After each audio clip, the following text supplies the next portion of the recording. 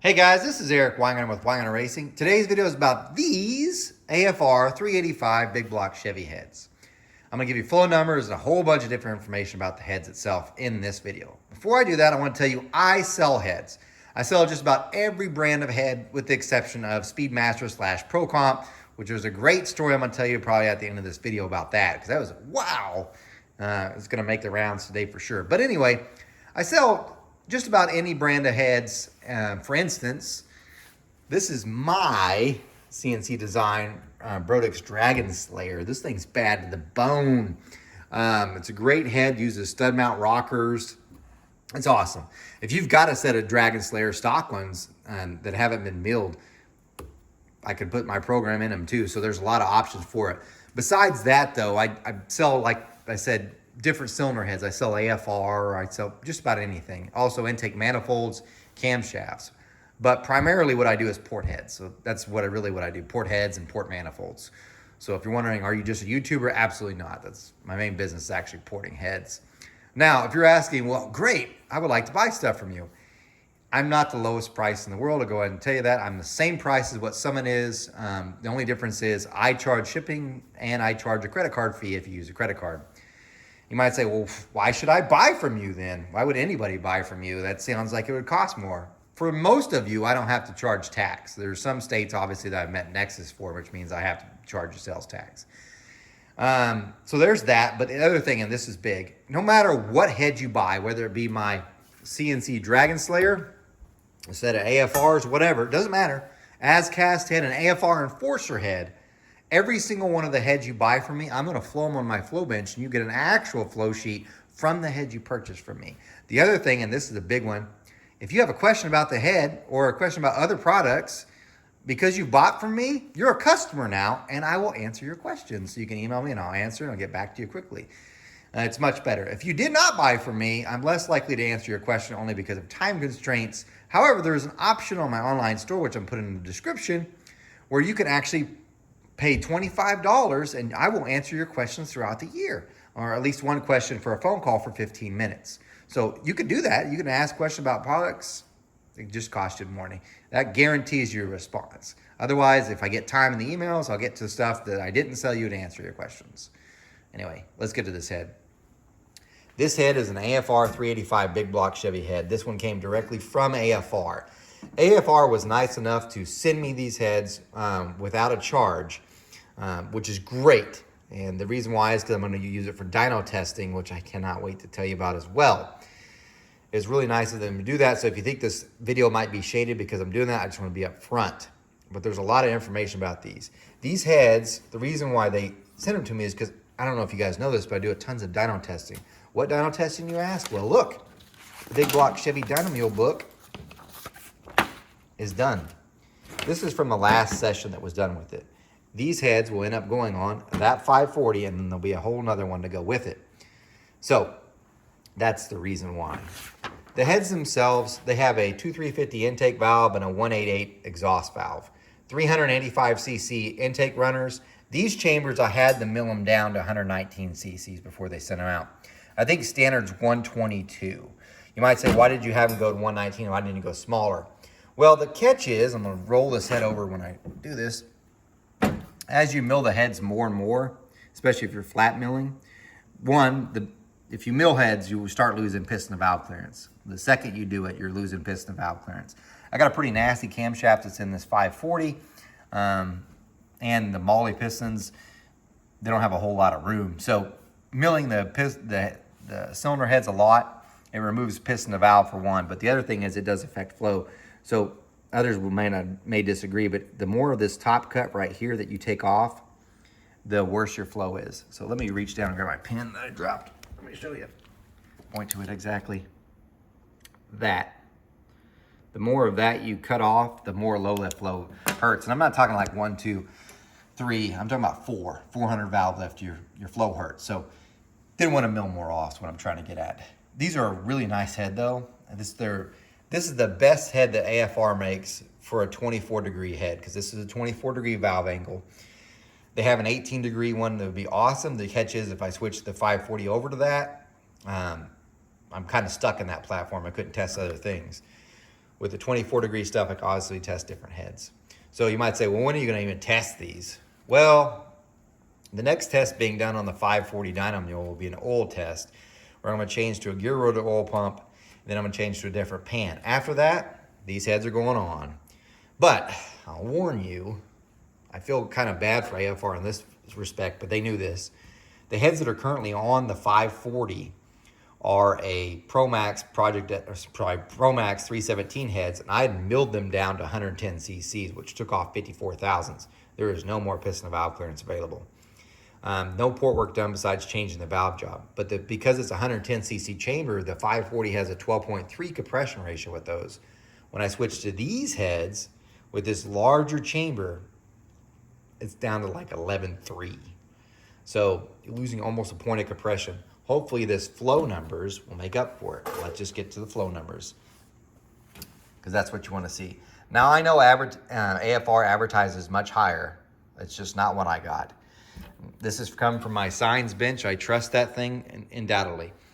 I will flow it on my Superflow 750 before I make another book for the dyno session, because the Superflow has this, this is a swirl meter on here, and the Signs does not. So the Superflow reads higher for one, but the swirl meter will tell me what's going on as far as the air turning in the cylinder, and maybe that might help me in some way in the future, some knowledge from that. But anyway, these are from the Signs. So if we look at the 400 number, because the numbers I care most about are 4, 6, and peak. This is the long runner. For those who are unfamiliar, a big block Chevy has a long runner and it has a short runner. The difference is dramatic, because the long runner, it's aiming towards the center of the cylinder. If we look at the way the intake runner is on the short runner, it's aiming right at the cylinder wall here. So they're gonna flow different. They just are. So the long runner, it flows 306 at 4. That's great. Good job there. That's probably one of the highest ones I've seen. Now it's a 45-degree valve job, so it does favor the low lifts. If it had a 50 or 55, it'd be different. On the short runner, I'm at 295, which is still really good. 600 is 390, which is also great. Short runner, 374. I wish it was a little bit better, but not bad.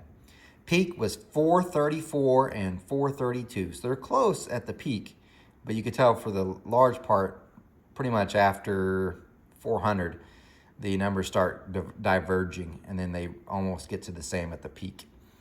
Now you might say, wait a minute, I thought AFR says these things flow like 456. No, 434. Matter of fact, this is a side story, and I don't blame if you want to skip ahead a long time ago. So this would be more than 10 years. There was something called a flow around. This is an interesting story that you may not have heard about. If you can go back and look at this forum called Speed Talk, like I said, more than a decade ago, what happened was AFR and also ProComp, so AFR sent these one head and a flow plate, the radius plate, and also a ProComp sent one small block Chevy head. And what happened was there were, I think, 24 different shops, and I was one of them, that the head got sent off to different shops, and we would flow it, and then we'd send it on to the next one. And then they would flow it and send it on to the next ones. And each one of us would then send our information to one single guy. And at the end, that head, this is the same head, had been flowed on 24 different flow benches. And with the same entry, because AFR actually supplied the entry, ProComp did not. Because you could put a radius entry or a plastic one, and it can affect things. So they actually provided it. So it should have been, in theory, the same. The numbers couldn't have been far, far different. Some people had this thing flowing 460s. I think one guy had 470. I think mine at the time was 4. And this was before the Signs bench. It was my homemade bench that I loved that thing. And it was really close to this one. I think it went 426, maybe 430. So now, here we are 10 years later, it's about the same. So I know that's what it claims. It's just not what it did on my bench. Would it do it on this one? It'll probably go 444, maybe. We'll see. But anyway, also I'm a huge bore. That's a 4625 bore I'm flowing it on, not a 45, which is what a 540 would be. Exhaust flow is not bad. Typically AFR has really good exhaust flow anyway. This is a tulip valve, which is kind of heavy. I'm gonna warn you, it's heavy. But anyway, 248 at 4, that's pretty good. And this is without an exhaust pipe. 305 and then it actually peaks at 312 at 9 and backs up. This is somewhat worrisome. I do not like ever for the exhaust flow to back up. I prefer if it keeps climbing. Even if it's low, say it only flowed 300, but it did it here and it was like 298. Even if it's kind of low, I want it to keep climbing. The backing up part, I don't like that. You're like, well, the exhaust pipe will change things. It will, but so would a header, but you shouldn't see that anyway. So anyway, overall, pretty good and happy with the numbers. In case you're wondering, the Pro Max only flowed, I think, 386. So this thing's 54 CFM up, and it's going to lose a point of compression. We'll see if it makes more power. By the way, you might be asking, well, how big is the camshaft you're running? Well, the camshaft has an 821 lift on intake, 808 on exhaust, 275 duration on intake, and 288 on exhaust, and 112 lobe separation. That same camshaft, now a different lobe design, but same duration and, well, more lift too because I have a different rocker ratio. But that camshaft is made 1,061 on the 565. So I know it's not going to hold these back, period. I did take measurements from the port. Throat measured 91%. The bowl's 106%, which tells me this. There's no more additional port work as far as that I can do as far as in the bowl area. Usually bowl areas you can gain something from, but these are so large, there's not. That's already pretty big on the bowl percentage anyway, and that's usually where I will go, and I'll get the short side as well, but even that, the short side's got a 438, and the short one has a 428. There's some things, like I could probably change the shape on that short side on the short runner and probably get a little bit more. That I'm almost certain of. This one, maybe if I leaned it back some, very little, it would gain some, but probably lose some in some other place. In other words, it'd be almost a wash where it might gain at the peak and lose here. And I don't really care at 3 under, but it would probably lose at 4 and gain at 1. Kind of weird deal. The pinch is 439 on the long runner and 431 on the short runner, so it's got plenty of room. I mean, I'll just show you guys because I know some of you guys want to see. I mean, it's nice. These are nice ports. There's no doubt about it. Good stuff. Should make some great power. So anyway, there's that. But I do want to show you one other thing. This is more of a technical thing that might help you. So when I asked for these heads, they asked, well, how much lift you can run? I said, probably 850. Because right now it's 821. But one of the things I am going to try when I dyno this, because currently I'm using a stud mount rocker. I've got the comp cams, the Ultra Magnums, and they're a 1:7 ratio, and that's how I get my 821 lift. But what I'm probably going to do, if I can get just a little bit more money, I'm going to buy just a set of intake rockers, and this one would have to be the Comp Cams Ultra XD ones, the 1.8 for the intake. Then my lift would jump up on the intake, probably another 40,000. I haven't done the math, but it will increase the intake lift quite a bit, and maybe we'll see some more power. So hopefully I can do that on the same time while I'm testing this. But anyway, the point being is, when I had them set it up, I said, set it up for an 850 lift, because that's probably where it'll be whenever I put the 1/8s on. So they sent this spring, and there's nothing wrong with this. This is a great spring. So when you talk about AFR, people say they put garbage in it, or if someone ever says that, they're full of crap. This right here is a pack. It even says pack on it. Pack, but this is a triple spring. So you can see the 3 springs, 1, 2, 3. This is what they had. This thing's got some spring pressure that's crazy on it. And I mean, really, really heavy spring pressures. I think the seat was 350 and almost 1,000 open. Now, what you don't know is I do not like triple springs. The basic reason why I can't even run this spring is because the XD rockers, the comp rockers, will hit pretty much on a 1.650 or 1.625 spring that make contact. So you kind of can't run it. This thing's like 1.645, so it's a much larger diameter anyway. It would make contact with the rocker. There's no way I could use this. So typically what I do instead is I use this spring setup. This is my go-to spring whenever I have over 800 lift, especially I'm in the 900 lift. You might say, what spring do you have there? This is made by a company called PSI. This is the part number is 426 RML. This spring is not cheap. So I got this from Vincent Performance. This one ran $480. Usually the place I get them from, they're out. So the other thing is good luck getting them. But they don't actually make retainers and stuff. They simply make springs. PSI does. So I use a pack retainer that goes with it. This spring measures a 1.50 diameter, so it's actually smaller even than the spring that's on the head now. Currently I have pack 1225s on the Pro Max heads. So this is a smaller diameter, but it has 305 on the seat, and it has, I think it's 865 open. It's good to I think it's 900 or 950 lift. This is the same spring that I use in the Camaro that has a 937 lift. So yeah, it's good to 950 depending on how you set it up. That thing has been stable to 7,500 RPM with a 2375 valve. So this is my go-to spring. But besides that the rocker would hit this one, here's another reason why I don't use triple springs. This is my scale, and I'm just gonna weigh them. So I'm gonna kick it on, let it zero out for you guys to see this. This is the triple. 208, we'll call it 209 grams. 150. I just lost 50 grams in weight from a reduced spring. So that's almost as if you went from a stainless steel valve to a titanium valve. You can lose about 50 grams. That's a huge weight loss. You're like, well, it doesn't matter, it's a spring. No, the spring also has to control its own weight, not just the weight of the valve and everything else. It has to control itself. So a lighter weight spring with same pressures is a better way to go. Now this actually does have less pressure than that, but I don't need 350 pounds on the seat. 305 is gonna get it. That's why I run this. Is it cheaper? No. This spring probably is maybe 20 bucks cheaper than this one, but I'm gonna run that. Anyway, there's your long-winded video. Hopefully you got what you want out of it. AFR heads, they're amazing. This will be really cool to see.